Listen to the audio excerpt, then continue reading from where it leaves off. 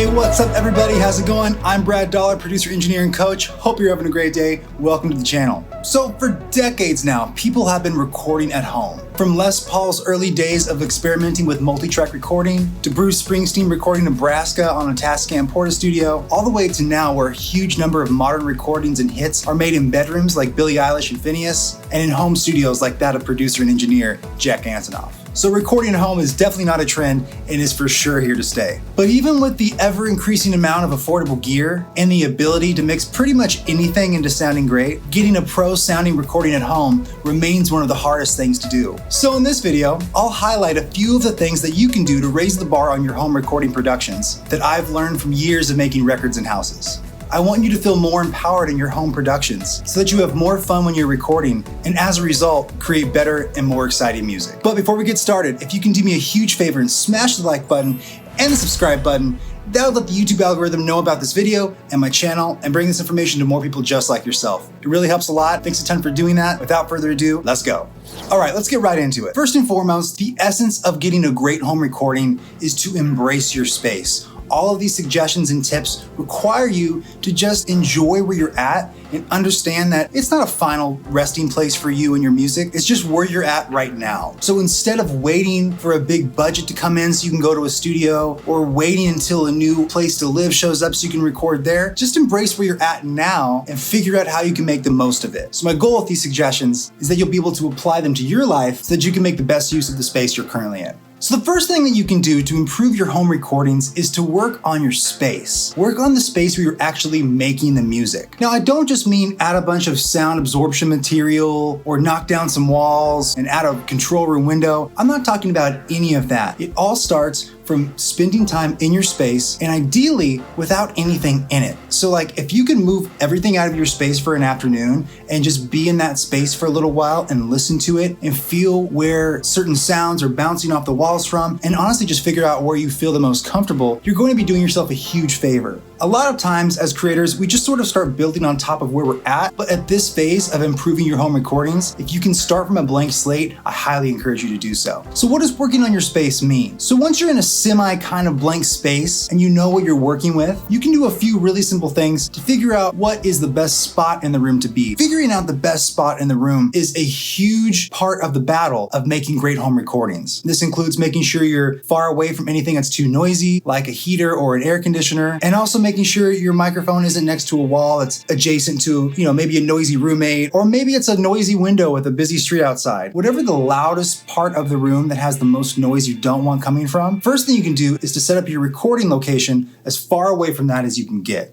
Even if it's just 3 feet, it will make a huge difference. So that's the first thing. Make sure you're not setting up your microphones and things like that next to the noisiest places where you're living. The next part of working on your space, once you know where you're going to be recording, is to then put a place for your desk or your table or wherever your computer and your speakers are going to be. Now there's tons of videos on YouTube about how to set up a control room, about where to put speakers, and about how to make your room more acoustically tuned to what you're doing. So if you want a deeper dive into that route, I'll link some videos below, but definitely do a little YouTube search and look up like acoustic room design. But at a very simple level, all of that starts with knowing where you want to be sitting in the space that you have while you're making music. So when picking a location for where you're actually going to listen, try to give yourself as much of a bubble around the desk or the space you're using as possible. That will help you mitigate any issues that come up with the accuracy of the low end and the high end in the room, and as a result, help you dial in better sounds. So that's step one. Work on your room and make sure that the places where you're recording and listening from are optimized for both sound and feeling.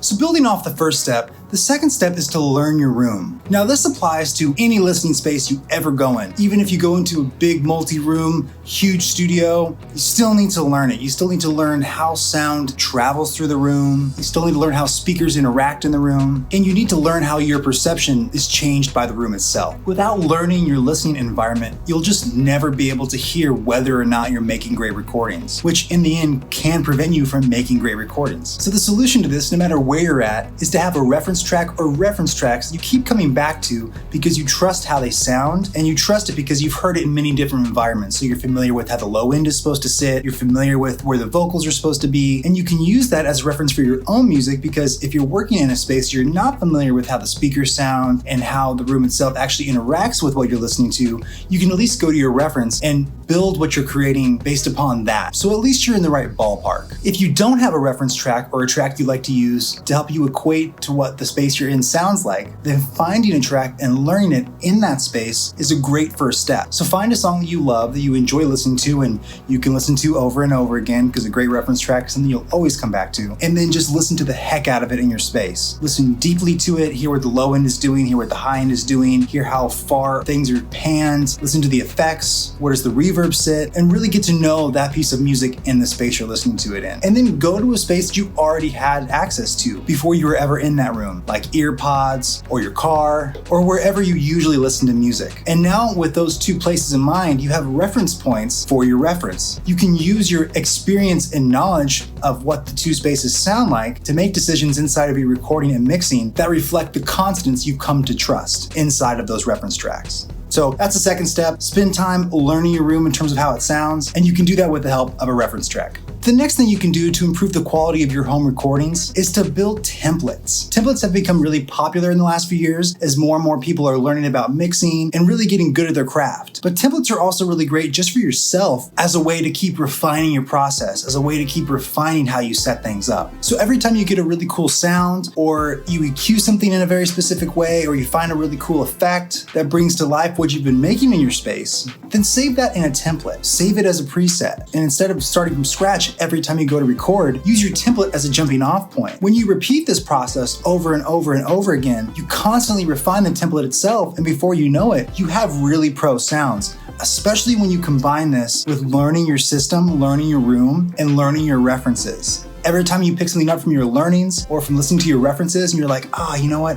I need a little more brightness in my vocal. Or you know what? In my references, like they're really dry and I've made it way too washy with reverb. Then you can build those fixes into your template. So you're always building on top of your applied knowledge. And doing this is what will allow you to not only get better at making home recordings, but actually find your sound in the process, which that's one of the best things about recording at home is you have the opportunity to find your sound at your pace. So in terms of making better home recordings, having a template that you're always expanding upon, always building upon, and always improving is going to put you on a trajectory to making more pro sounding recordings at home. Another way to improve your home recordings is to invest your money wisely. Now that seems like a very broad topic, but as producers, creators, musicians, we're constantly wowed by new toys, by new stuff coming out that we want to add to our space because we know it'll help our creativity. But before you go down that rabbit hole of getting more synthesizers or more guitars or more pedals or more microphones, make sure that the essential parts of your equipment are the best they can be. So invest your money in the boring stuff first. Things like great cables, a great interface, making sure your computer slays, getting great mic stands, having a solid pop filter, and things like that. You can call them accessories if you want, but these are essential counterparts to not only having a great sounding studio space at your house, but also a productive one. It doesn't really matter if you go buy a brand new Moog synthesizer or a Gibson Les Paul and bring it back if what you're plugging it into is kind of trash. Whatever it is, the point here is to invest in the boring stuff first before you jump into all the really cool, exciting, inspiring stuff that we all really want. Spend that time and money getting yourself equipped with the best essentials that you can. And lastly, the absolute best way to make better home recordings is to make more of them. There's nothing like learning from experience. There's nothing like trial and error.